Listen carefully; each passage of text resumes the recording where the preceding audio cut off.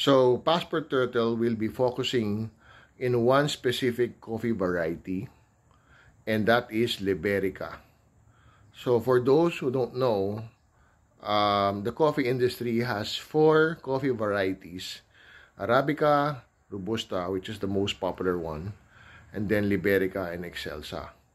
Now, why are we focusing on Liberica? I have a lot of reasons. One is Liberica trees is more sturdier and drought resistant, heat resistant than the Arabica and Robusta trees. So they're ready for climate change. They are climate resilient coffee trees. Two, it has a distinct flavor, like fruity, wood kind of, and jackfruit taste. And even coffee roasters and coffee shops and baristas are intrigued to discover and create different kinds of coffee concoction and blend with Liberica.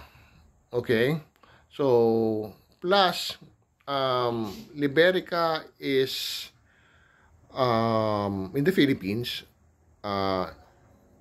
It's used to be one of the most popular coffee variety. Now, because of the popularity and rise of Robusta, a lot of coffee farmers have engaged to Robusta and Arabica.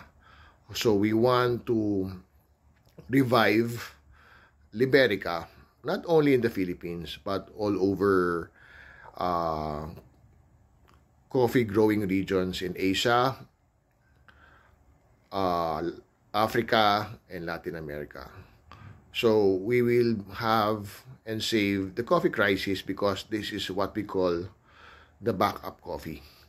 I mean, Liberica, especially when there's not enough Arabica and Robusta beans because of climate change or supply chain, we have a backup coffee like Liberica that will help a lot of coffee shops and coffee roasters, and even us coffee consumers all over the world.